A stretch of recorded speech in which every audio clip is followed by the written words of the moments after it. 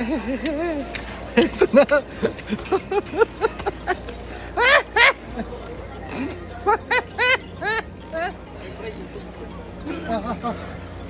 Nasaan po yan ha?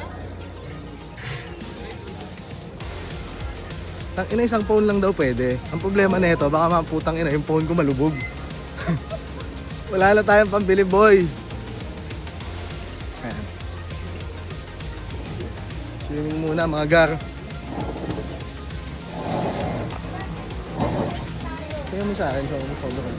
Puta, para ako suman. Asukal na lang kulang. Kontres!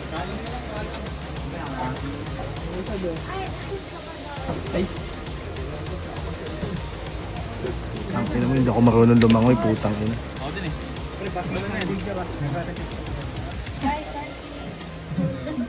Ano si boss? Picture tayo.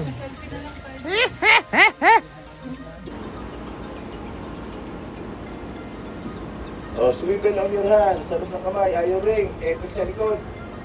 Strong part ng kamay niya, kanan, di ba? Hawak ang drag gun ng kaliwa. Oh, body no, huwag mo bibitawan ng drag gun ha. Ready? Okay, deploy. Ayan na. Once na siya ang forcing to the water, pull as fast as away. Bilisan mo, ayan. Mapipin nyo, lumadayo na yung dagpad dyan. At 30 meters na siya. Okay, tayo mga nagtatay. Yung pendant line niya, sa gitara kami pa ha, yung pendant line, nasa natin. Then, after that, wala na kang nahawakan, stasyon pa sa nahawakan nyo, yung side rope, gumit sa gilid. Down. Okay, board the left prop. Once you board the left prop, size. Ayun sir, pag kami nakaboard na rin, sasabihin nyo. Idol!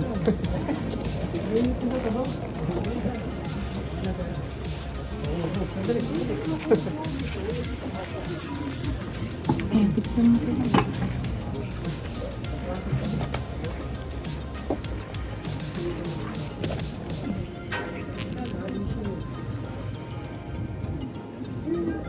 Kayo na ba next?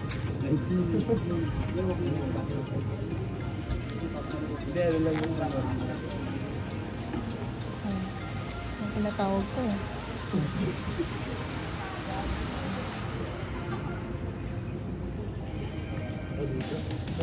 Okay na.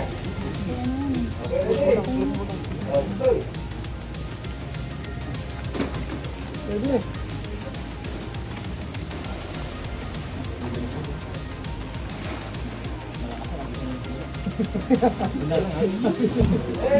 Nakama kami doon pare. Bakit ang hila mo ito sino? Bakit ang yung dagat doon?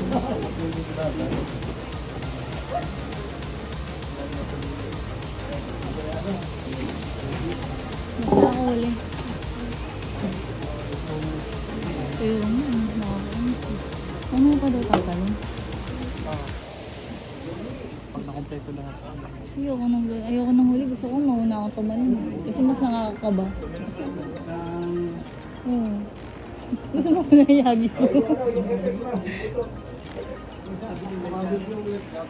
Bakit yung ano niya? Yung buntot. Yeah.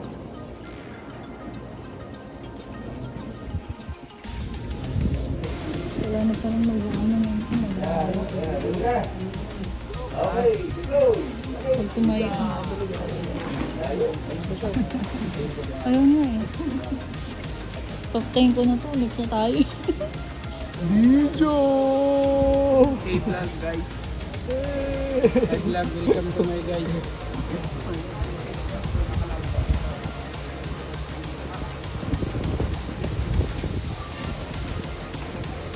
Sir, kung wala kami tubig dyan.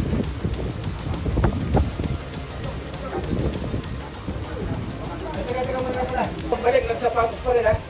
Bibit-bitin nyo lang slipper nyo. Ayan, wala mo lang. Walang oras. Yung mga ilang kilo, walang problema yan. Pare, kasi mababasa, mag-jumping na tayo eh. Ayan yung problema yung ilang kilo nyo.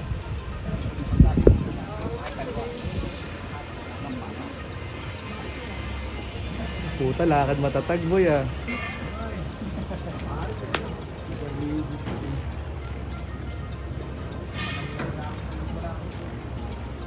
Congratulations. Parang nahihilaw ako doon kanina. Taas eh. Pag bumahado. Ingat, Dok!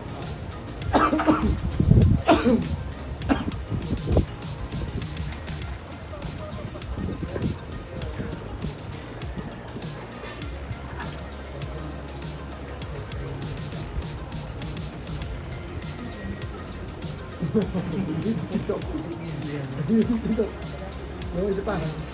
Yun. Yan natin na naka-safety boarded si Doc. Yun.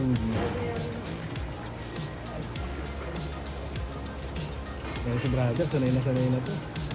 Ha? Ilang puwerta na winasak nito. Ay, puerto pala.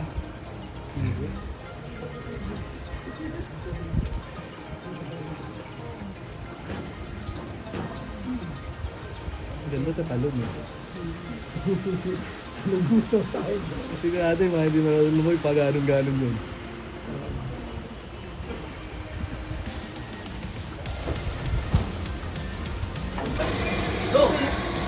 Tapos na. Kaya lang hindi na natin na video. Kasi bawal. Pero yun.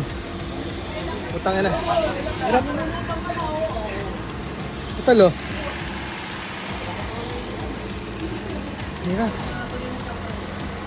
Yun. Ano daw, kumusta?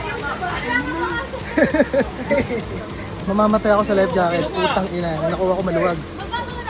Oh, das. Ayan. Ito kami lahat tumalon. Kasi yun yung tinalunan. Ayun na.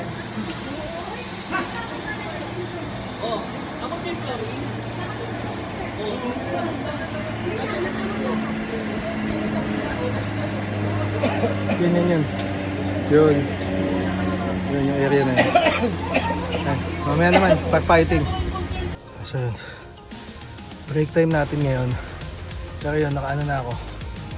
Yun. Nakapang firefighting na ako. After ng 30 minutes na break time, yun, nag-ano na kami. Sayang hindi ko nakuhanan yung nung tumalon ako.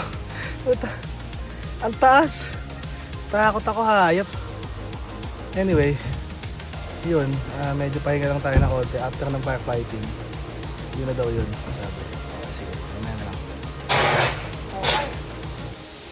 Ilapag, huwag nyo pahirapan sarili nyo. Ilapag nyo. Okay, next. That would be 2, 3, 4. Visor mo, visor. Go. Visor mo. Go. Pinamahan mo naman yung tubig eh. Huwag mong daya.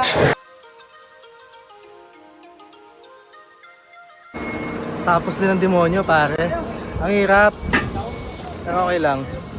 Ayan, mamaya itutur natin kayo dito sa pinagawa ng training.